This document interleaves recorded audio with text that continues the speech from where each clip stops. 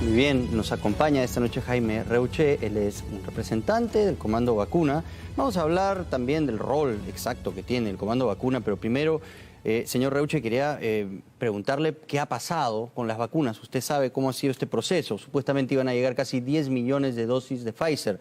Sinovac iba a ofrecer 20 millones, ni los recibieron. Sinopharm vino a hacer ensayos, 12.000 personas acá y no llegaron a ningún acuerdo previo. AstraZeneca había ofrecido 30 millones, son 60 millones de dosis en total con las que pensábamos contar y ahora no tenemos nada. ¿Qué ha pasado?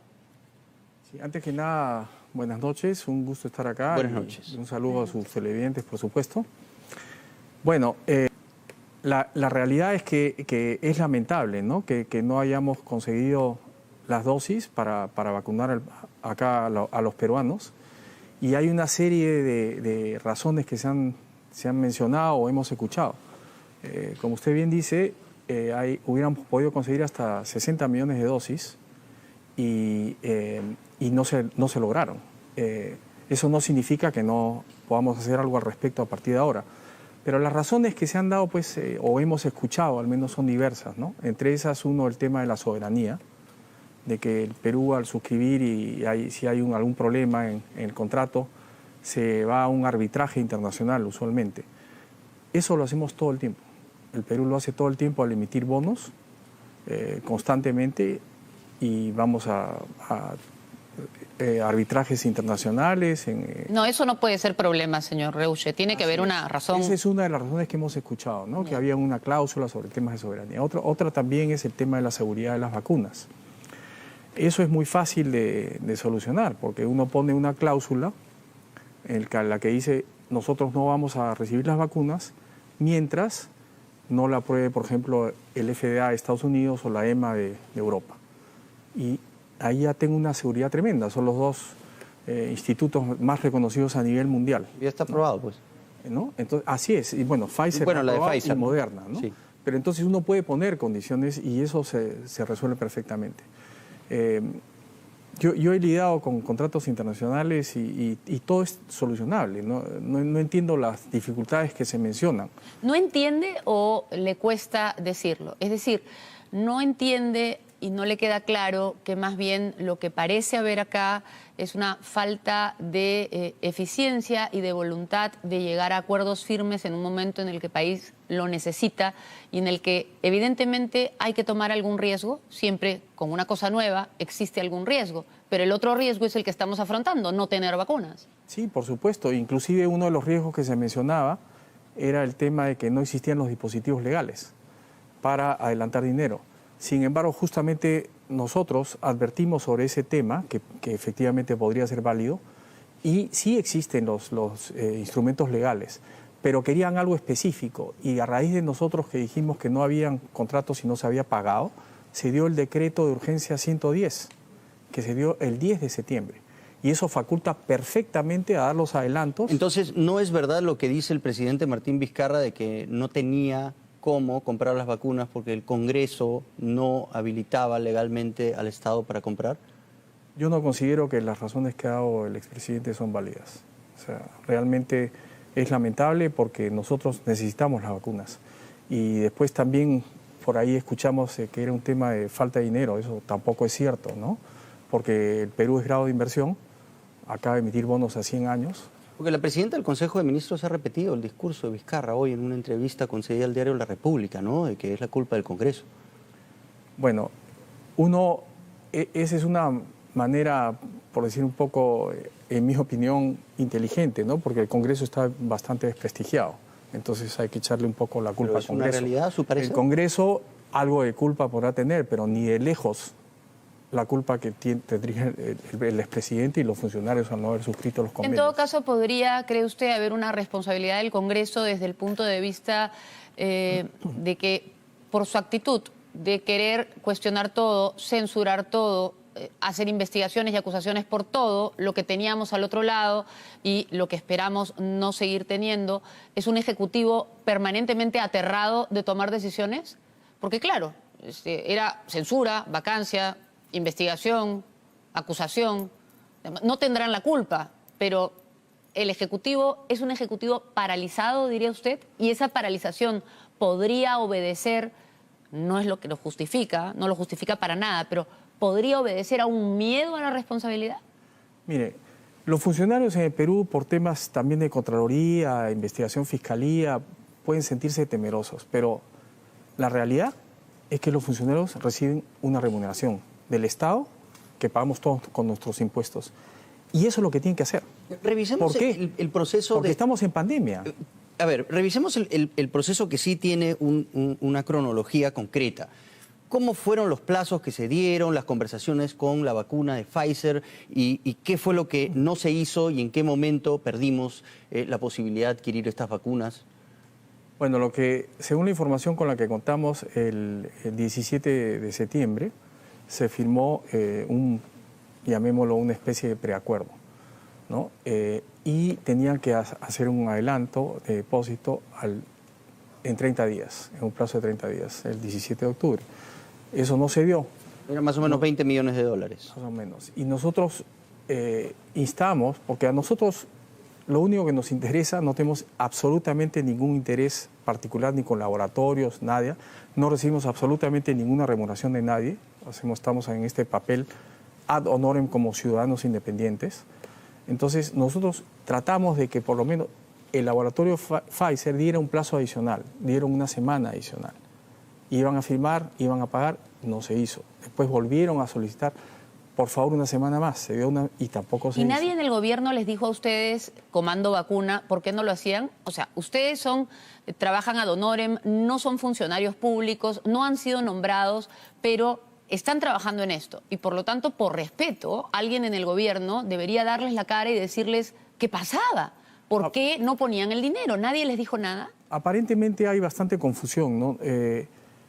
¿Por qué? Porque existía una cosa que existe, no sé si todavía existe, que se llama Comando COVID, ¿no? Que lideraba la que es hoy ministra, ¿no? La señora Massetti, y el ministro Zamora.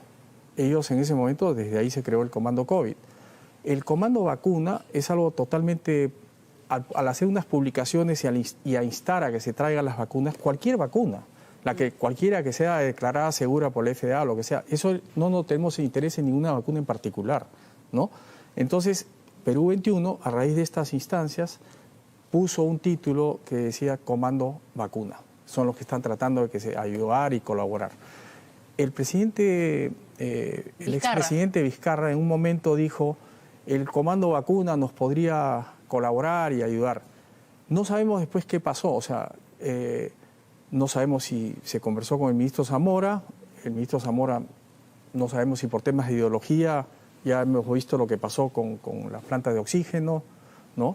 No quiere ayuda del sector privado, no entendemos, o él se habrá opuesto, no sabemos qué, pero nunca hubo nada más en el sentido, y nunca tuvimos jamás ninguna resolución. ¿Y con la nueva ministra Pilar Massetti? Perdón. Tuvimos una reunión breve en Zoom con el ministro Zamora y con su equipo, ¿no? A los 10 minutos más o menos se paró y se fue. Dijo que estaba ocupado y que tenía que ver otras cosas. Y después nunca más nos hemos reunido con el Ministerio de Salud, con la ministra Massetti, nunca nos ha recibido, no nos ha dicho nada. Hemos tenido Zooms, sí, y reuniones con el Consejo de Ministros, incluido el expresidente. Hemos tenido reuniones varias con el canciller, ¿no? Porque él comandaba el grupo multisectorial. Hemos aconsejado y hemos tenido reuniones con él. Hemos, por supuesto, conversado mucho con funcionarios peruanos de las embajadas en países donde están los laboratorios para darles información, ayudarlos en todo lo que necesiten, ¿no? Claro, nos queda claro, señor Reuche, perdone que lo interrumpa, que ustedes de buena voluntad han querido ayudar y quizá usted no quiera ser completamente franco en la respuesta por razones respetables, pero yo le pido una respuesta muy concreta y si no me la quiere dar, simplemente dígame que prefiere que pasemos a la siguiente pregunta.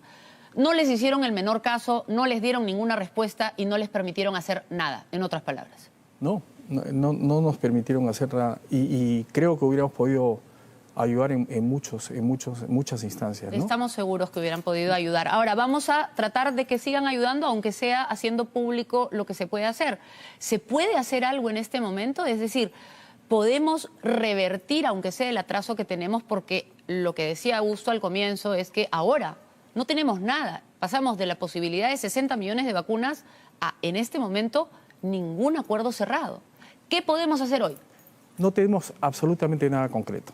Hace más o menos 2 semanas, en una entrevista larga que di, que se publicó en Perú 21, dije precisamente eso, porque el gobierno no había hecho nada acerca de Pfizer. Yo mencioné, porque era la información que teníamos, que no estaba finalizado el contrato de Pfizer. Es decir, no se había entregado el dinero y en concreto no teníamos nada. ¿Pero esas 9.9 dosis de vacuna se pueden recuperar? Sí se pueden recuperar, ¿no? ¿Para cuándo? Los acuerdos, y eso es, a veces los políticos no hablan claro, ¿no?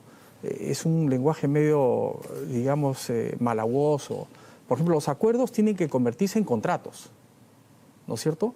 Y los contratos, para que se den, tiene que darse dinero, tiene que firmarse y adelantarse dinero.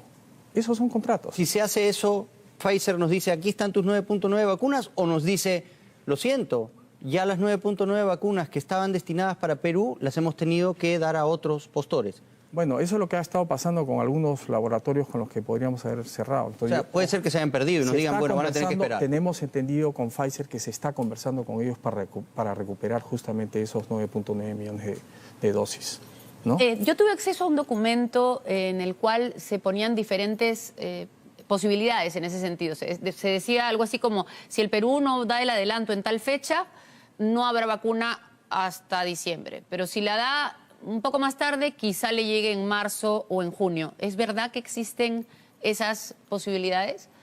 Bueno, si recordamos, el expresidente presentó un cuadro donde el último trimestre de este año, que empezó el 1 de octubre y ya está por terminar, y durante el primer semestre del próximo año se iban a vacunar a 24 millones de peruanos. Eso es lo que él presentó.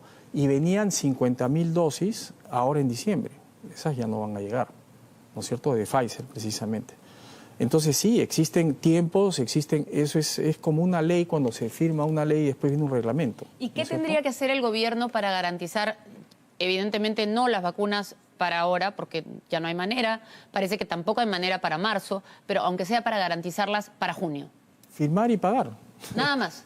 Conseguirlas. Tiene que primero suscribir contratos y conseguirlas para que vengan las dosis y las vacunas. ¿Los laboratorios todavía están dispuestos y tienen posibilidad de producir vacunas como para que nosotros podamos adelantar y recibir en el primer semestre, aunque sea a fines del primer semestre? Sí, muy bien dicho. O sea, precisamente existe limitada capacidad de producción. Entonces, cada día que pasa es más difícil de lograr eso. Pero todavía se puede lograr. Pero ese sentido de urgencia no lo tiene el gobierno, ¿no? No parece entenderlo. Hay un tema también que parecen no notar algunas personas, creo que lo ha mencionado Daniel Llover en su reportaje.